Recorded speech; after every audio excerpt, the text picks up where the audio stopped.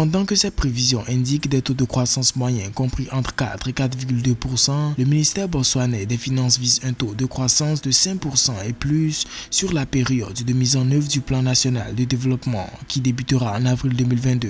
Selon le Business Weekly and Review, le plan national de développement 12 se poursuivra jusqu'en mars 2029 et représente une période cruciale pour l'assainissement budgétaire et l'accélération des objectifs structurels du pays tels que la diversification économique et la transformation numérique ainsi que les aspirations socio-économiques autour de la création d'emplois et de l'inclusion.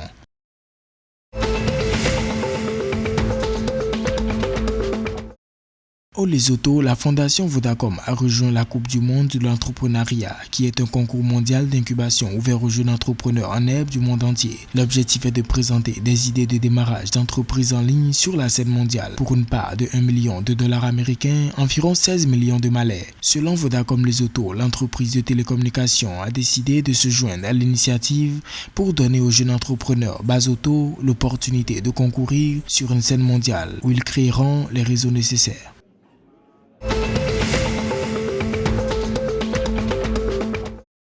Au Malawi, l'Alliance pour une révolution verte en Afrique, AGRA, a réaffirmé son engagement à aider le secteur de l'agriculture à faire progresser la commercialisation de produits agricoles afin d'atteindre certains des objectifs de la vision 2063. Selon le chef de la région sud de l'AGRA, Dibon Chibonga, au cours des 5 prochaines années, divers programmes seront exécutés pour propulser les activités liées à l'agriculture.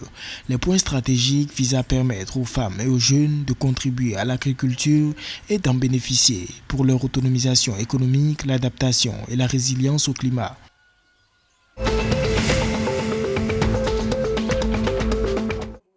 Un soutien financier de $6 000, soit 102 000 Emalangeni, a été mis à disposition de l'école de codage des Swatini par l'Agence des États-Unis pour le développement international USAID.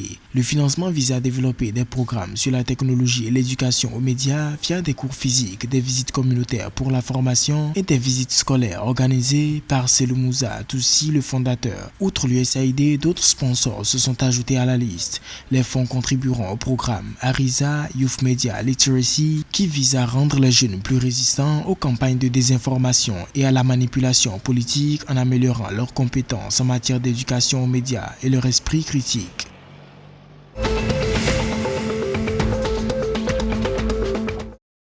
En Zambie, le ministre de l'Agriculture, Mtolo Firi, a annoncé que la distribution d'engrais pour la saison agricole 2022-2023 débutera cette semaine malgré l'annulation de l'appel d'offres pour l'achat d'engrais la semaine dernière. L'autorité rassure les populations sur les directives en cours et la transparence dans les passations de marché. Pour rappel, l'autorité des marchés publics de la Zambie avait annoncé l'annulation de l'appel d'offres de fourniture d'engrais pour la saison agricole 2022-2023, récemment attribué par le ministère de l'Agriculture, affirmant que le processus était défectueux.